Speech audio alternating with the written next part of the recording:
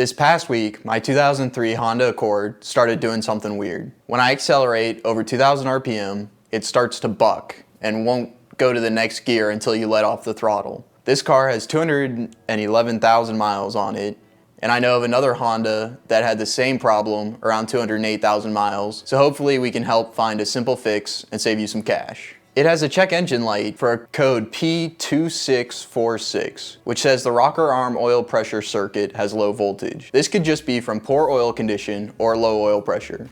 It could be a fault in the variable valve timing and lift electronic control or VTEC switch. Or there's a possibility that the oil filtering screens are blocked and causing a low pressure condition. We're trying to change the oil and we're gonna clean off the screens that could be at fault, and we'll take you for the ride. First thing we have to do is drain the oil and make sure our oil doesn't look too terrible. I change the oil every 5,000 miles on this, so we'll pull it out, take a look, and then we can get into cleaning the screens.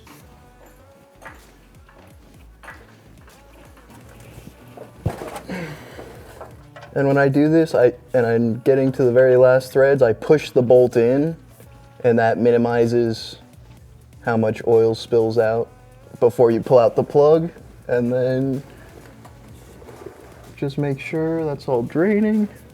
Now that the oil's draining, we can start tearing apart the rest of this, and by the time we need to get to those filters, all the oil should be drained out and we won't have a huge mess.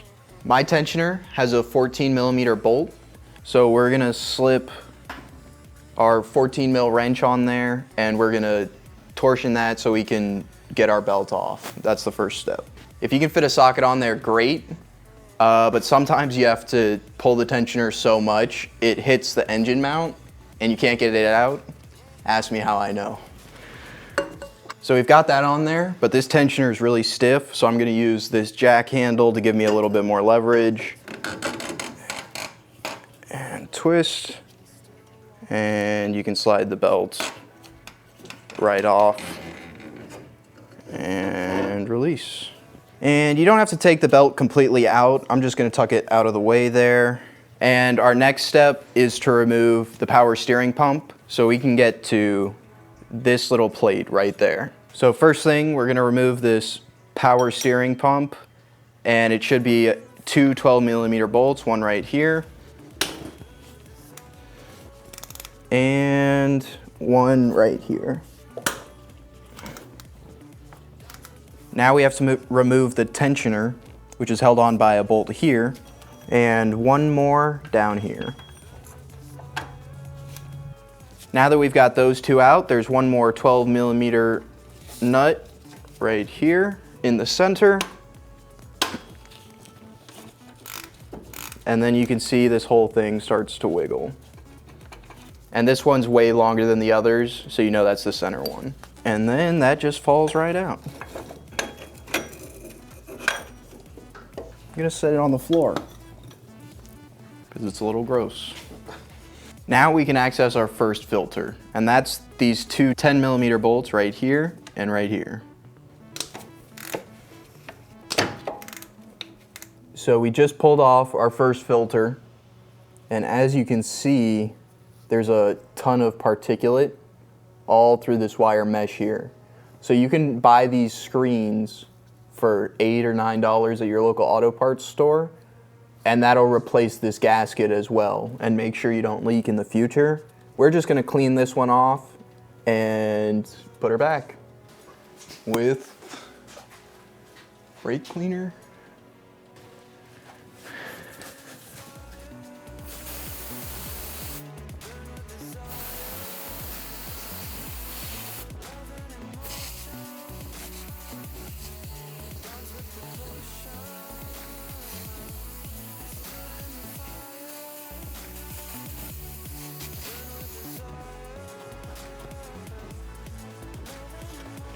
And that's our filter all cleaned up.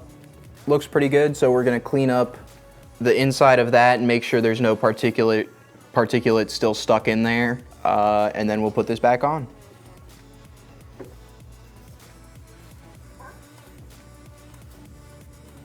And then you can reinstall your filter with this little knobby part on the top with your two 10mm bolts.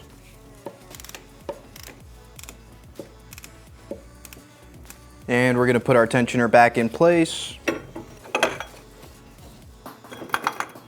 And we're gonna start with our longest center bolts. And I'm just gonna get that one started and put the other 2 bolts in so everything's lined up.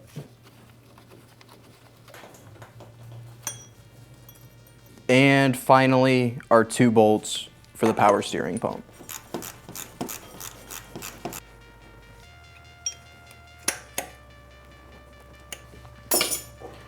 Now we just need to throw the belt on for this part and we're good to go.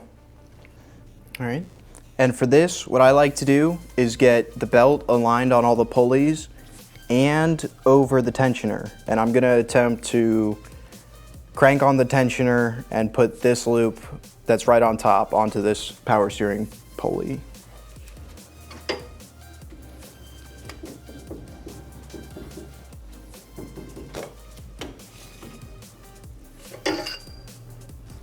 All right, and that was our first filter. Good to go.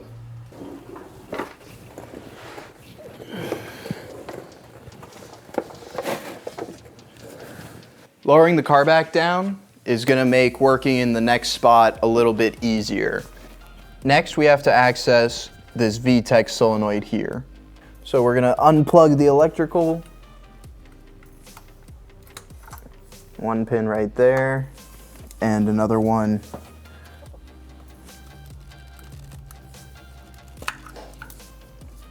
right there.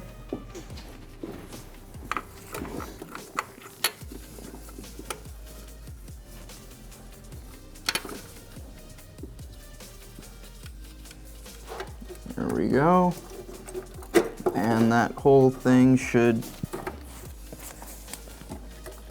if you get the wire out of the way, come right out. And if we inspect, there's another filter right there. That filter actually doesn't look too bad, but our local auto parts store carries this gasket and filter as one piece. So I picked it up for $4 and we're gonna replace it instead of trying to clean this one. It looks like it's already been leaking a little bit and we'd rather not risk it in such a spot. All right, so we'll just grab a pick or a small screwdriver and pull that out. And we're gonna give this little hose down with some brake cleaner, clean it up a little bit and get that new gasket on there.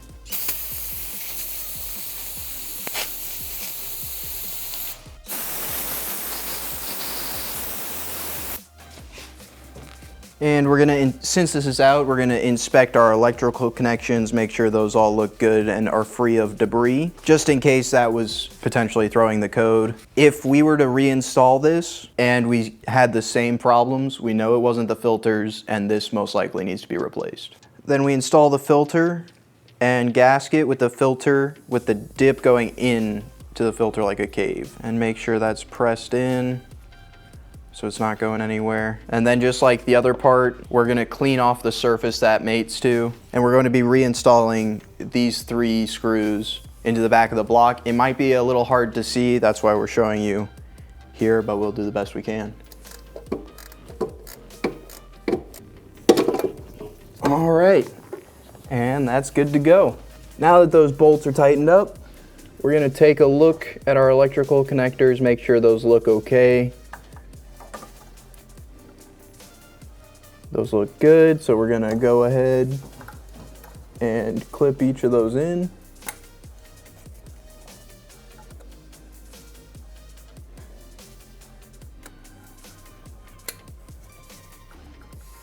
Put that back in place, and we're all set. All right, now that we've got both of our filters cleaned, we're gonna fill it back up with about 4.5 quarts of oil and double check for any leaks and take it for a drive.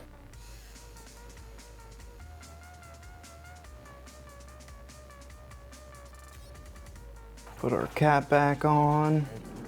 All right, so the check engine light is already gone. We're gonna rev it up pretty high and try and get it to switch gears, and hopefully everything is back to normal.